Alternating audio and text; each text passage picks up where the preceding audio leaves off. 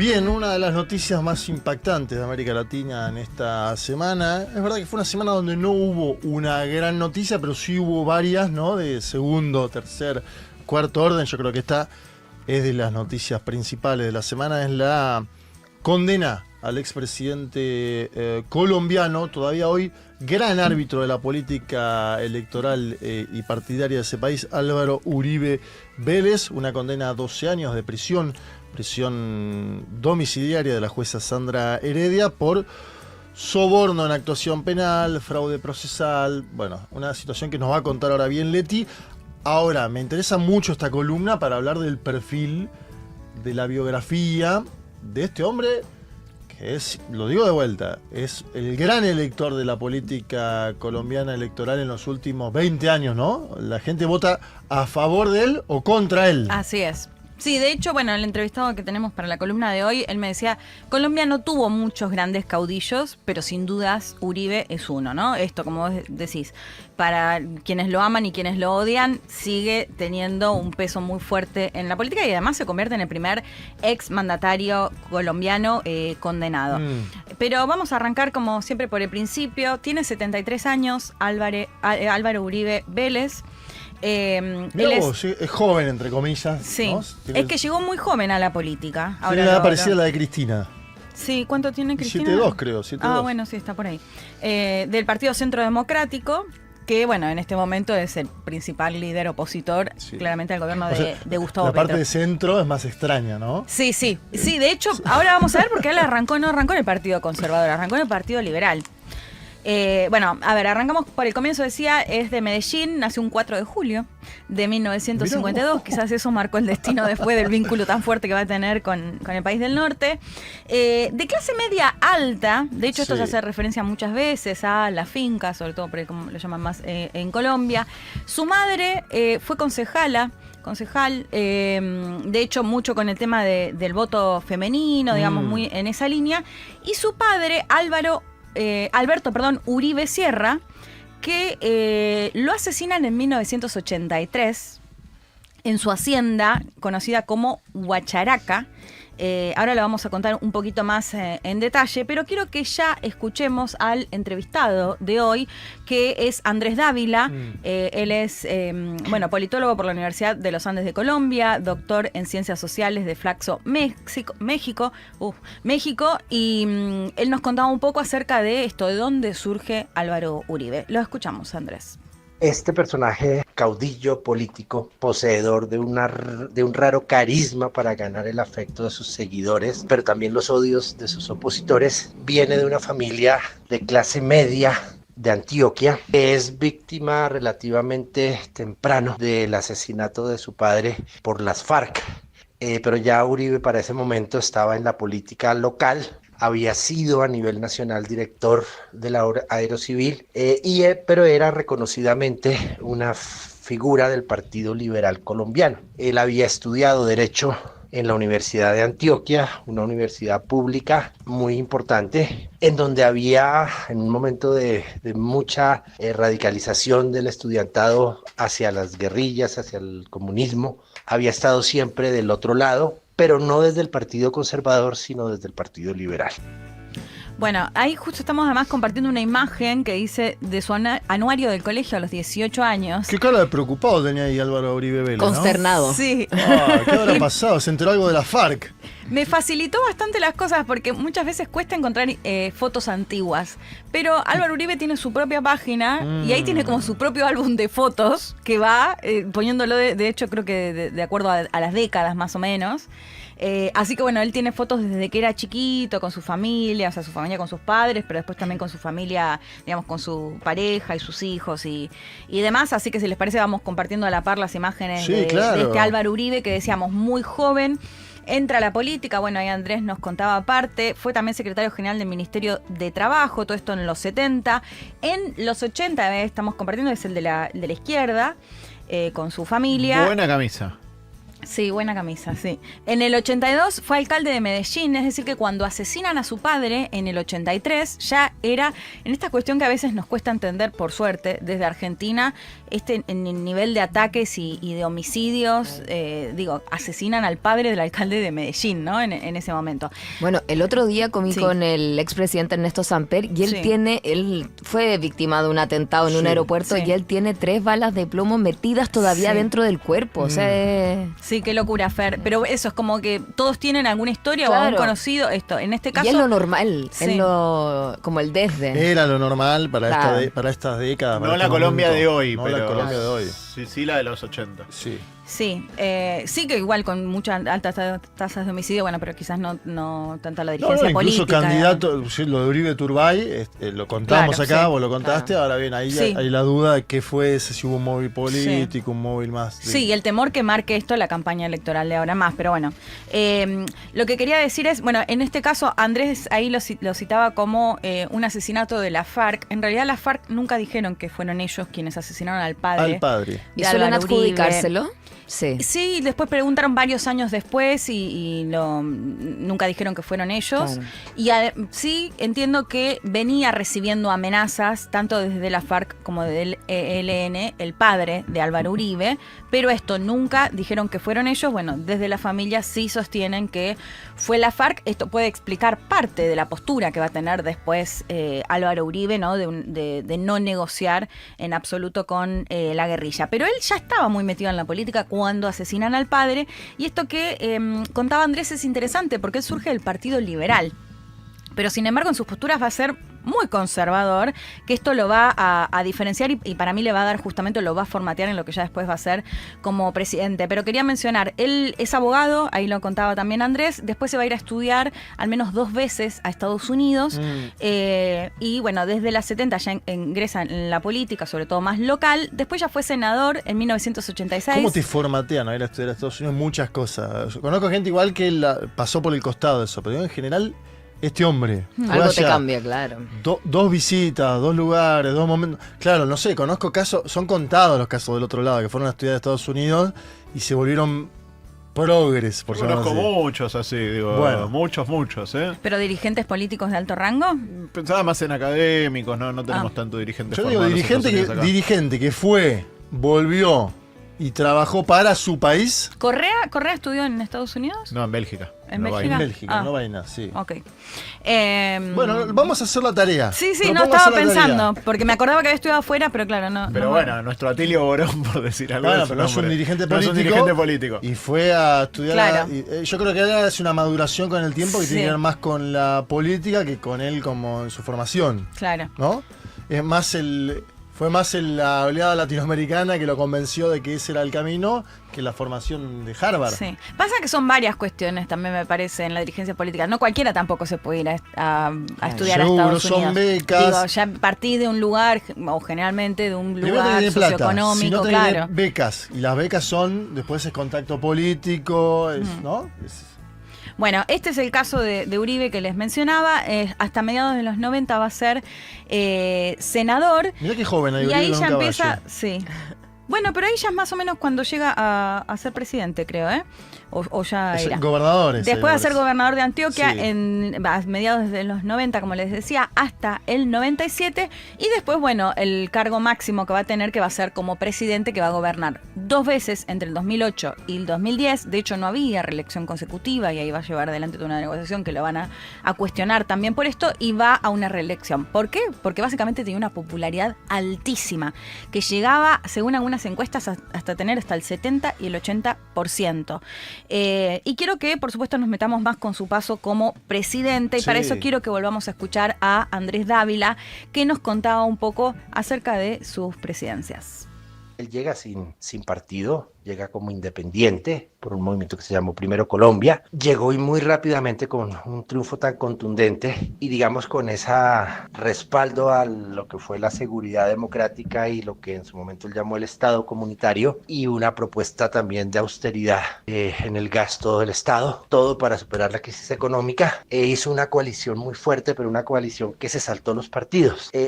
Una contención a las FARC y un tratar de eliminar su importancia político-militar en muchas regiones del territorio y en acciones como el secuestro, y en eso, digamos, va a haber relativos éxitos importantes, pero también Uribe rápidamente decide negociar con los paramilitares y empieza una negociación compleja porque los paramilitares no eran un ejército, eran muchas agrupaciones regionales distintas, unas muy narcotraficantes, otras muy paramilitares, otras una mezcla de ambas cosas. Bueno, lo que me contaba Andrés es que previo a la elección presidencial, en realidad, supuestamente Uribe no tenía pensado ser el candidato a presidente, pero llega con una línea muy fuerte de esta postura que contaba de no negociar en un contexto, bueno, que lo mencionábamos recién, ¿no? De asesinatos a la dirigencia política, del narcotráfico creciente o muchos de los vínculos y delitos vinculados, al narcotráfico y con el trasfondo de la guerrilla, y él llega con una postura muy de decir, no vamos a negociar. Qué difícil gobernar Colombia. Sí, tremendo. Tremendo porque además son tantos los actores, porque ahora vamos a sumar otro actor que son los paramilitares, que lo mencionaba ahí Andrés, pero llega con esta postura de seguridad, que claramente es un tema, y era un tema también en ese momento en Colombia, y el otro, lo económico, ¿no? Que también atravesaban una crisis y de hecho durante sus gobiernos va a tener números para mostrar, de hecho esto va a ser parte de lo que le van a reconocer sus seguidores, y en materia de seguridad también, porque bueno, se ven baja la tasa de secuestros, a su vez sube la cantidad de guerrilleros asesinados, digo, de mano dura, y esto lo muestra abiertamente así. De hecho, sus eslogan de campaña y demás van a ser en relación a la mano dura. Sí, recordemos, veníamos de la tregua y la negociación con Pastrana que salió mal, digamos, porque después las FARC terminan dominando más territorio que al inicio de la negociación, si no recuerdo mal, ¿verdad? Sí, totalmente. De hecho, bueno, esto es lo que lo va, digamos, a envalentonar a él con esta postura en ese contexto que difería. El tema seguridad, igual, Leti, déjame hacer el paréntesis de los famosos falsos positivos. Claro. ¿no? Ahora, que es como es una mancha grande. Creo que estás spoileando, ¿no? No, sí. pero es una mancha mucho más grande que lo del soborno por lo cual es condenado este hombre. Total, ¿no? De hecho, ya si te parece, escuchamos el último audio de Andrés Dávila que nos contaba justamente de las otras cuestiones. Esto no, creo que no está en el audio, pero me lo decía aparte. De todas las investigaciones que hay contra Álvaro Uribe, como que esta era la más floja, por decirlo de alguna manera, que ahora nos vamos a centrar igual en la investigación. Pero quiero que escuchemos a Andrés Dávila sobre el segundo, sobre todo, gobierno de Álvaro Uribe, los paramilitares y los falsos positivos.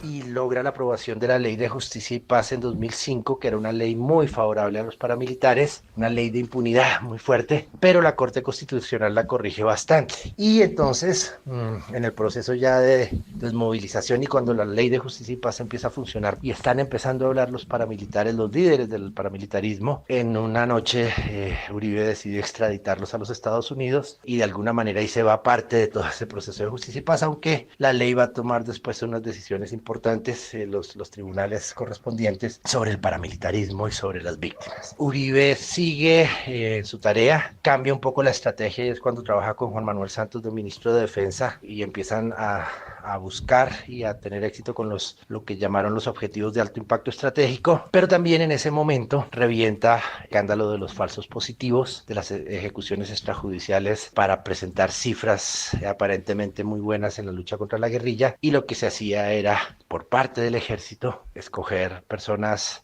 vulnerables, pobres en ciudades, en municipios, engañarlas, llevarlas, asesinarlas y mostrarlas como si fueran guerrilleros. Y eso va a ser un escándalo que va a golpear la parte final de Uribe.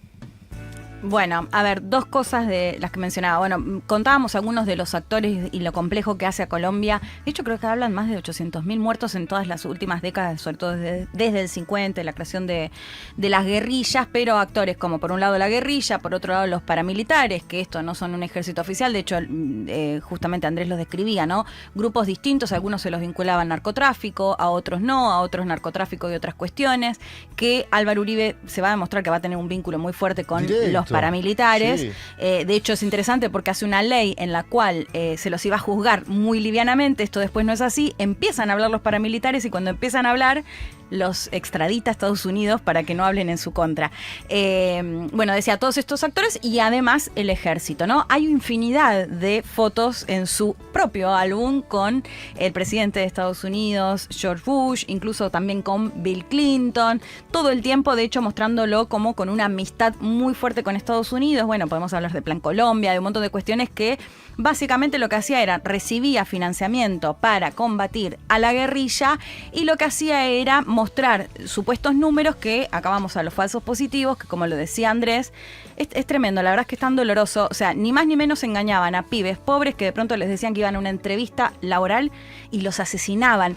Y los hacían pasar como supuestos guerrilleros en combate. Y creo que es de las cosas más terroríficas, porque podemos hablar de, no sé, un enfrentamiento, un disparo, que es tremendo igual. Pero acá es planificado. Claro. O sea, estás engañando a un pibe pobre, o sea, que su único, digamos, que por ser pobre se aprovechan, lo engañan, lo asesinan y lo hacen pasar como un guerrillero.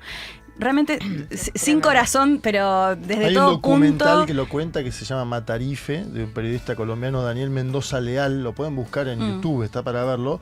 Si ustedes quieren ver la peor parte de Álvaro Uribe, miren que tiene varias caras malas, pero la peor de todas, busquen el documental Matarife de Daniel Mendoza Leal y ahí van a ver lo que es el tema de los falsos positivos en Colombia durante su gobierno. Sí, y después hay un montón de laburos para ver y leer también de lo que tiene que ver sobre todo con las madres de, bueno, acá me acuerdo que nos juntamos con Juan Elman con las madres de Soacha, pero hay madres de distintas regiones que no son ni más ni menos madres que reclaman por la historia de sus hijos, porque además no solo se los asesinaron, sino que encima les cargaron una historia que ni siquiera les pertenece, ¿no? Que su único delito, entre comillas, era ser pobre y haber creído que de pronto iban a una entrevista laboral. Realmente, bueno, escuchar por supuesto a las madres que te cuentan las últimas charlas y bueno, que después estaban desaparecidos y aparecían en una zanja y los hacían pasar como guerrilleros que simplemente lo hacían para mostrar esto a Estados Unidos y recibir más inversión y más financiamiento en el supuesto combate a la guerrilla. Bueno, por esto Andrés es lo que decía, o sea, hay un montón de investigaciones en curso contra Álvaro Uribe. ¿Y por qué termina ahora con 12 años de prisión domiciliaria? Es bien interesante cómo se inicia esta causa, porque es tremenda, se le da vuelta. Él empieza... A todo esto hay que decir que Gustavo Petro en su momento era uno de los que más denunciaba desde el Congreso todo lo que había hecho con los falsos positivos. De hecho, en su momento lo hemos escuchado, un discurso muy fuerte, muy bueno que da para denunciar el caso de los falsos positivos. Pero vamos al senador Iván Cepeda, porque lo que hace Iván Cepeda venía también denunciando que lo que quería hacer Álvaro Uribe era básicamente con todas estas investigaciones pagar para cambiar los testimonios. Entonces Álvaro Uribe lo empieza a denunciar a Cepeda por esto, pero ¿qué hace la justicia? Dice, no, para acá el que tenemos que investigar es al propio Álvaro Uribe. Es impresionante. Es impresionante. A mí me pasaba en la facultad a veces que yo decía, me sacaba un 7 y decía, no, pero quiero verlo a ver si está mejor. Un 5. 6. Cuando pedís esa, te viene la penalización, ¿eh? Sí, yo creo que acá él quería, como se veía que los iban a denunciar, quería ganarles, pero digamos le salió mal. Denunciarlo y le salió muy mal, porque lo que pasó es que la Corte no abrió una investigación contra Iván Cepeda y sí le inició este proceso a Uribe. Hay que decir que Uribe no es presidente hoy en Colombia, probablemente por acción de la justicia. Quiero decir, Uribe hubiera ganado la reelección sin lugar a dudas. Sí, porque si bien empieza a caer su popularidad, sobre todo en el segundo gobierno, cuando estallan todos estos conflictos, aún al día de hoy cuenta con popularidad.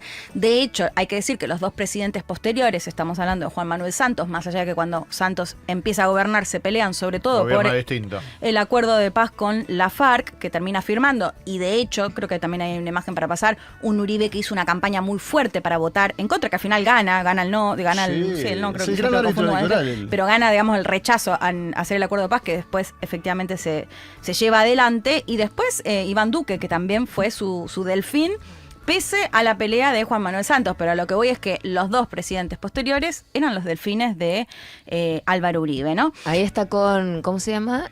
Sí, con Bentancur, porque eso se da durante el gobierno, a ver si no tiene la fecha, creo. Pero bueno, 28 de julio. 2 de julio. Rescate de Ingrid Betancourt. Claro. Circa Sí, 2007. Sí, ¿no? Que uno fue de los candidata casos- presidencial también. Sí, y que después lo criticó también, pero bueno, uno de los casos más emblemáticos, porque era un caso muy mediático, ya creo que estuvo como 7 años secuestrada. Bueno, eso se da durante la administración de Uribe. Pero volviendo al caso, quería contar porque básicamente de qué se lo acusa, de que su abogado fue a la cárcel a pagarles ni más ni menos a quienes estaban presos para que cambien el testimonio, sobre todo en lo que tenía que ver con cuestiones de paramilitarismo, en contra, digamos, que no hablen en contra de Álvaro Uribe. ¿Qué va a pasar? Uno de estas personas que estaba presa, que ahora se me fue acá, Juan Guillermo Monsalve, lo va a grabar con un reloj espía.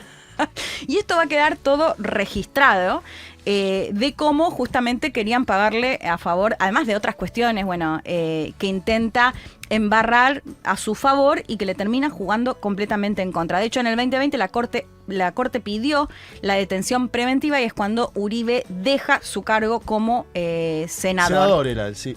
Así es.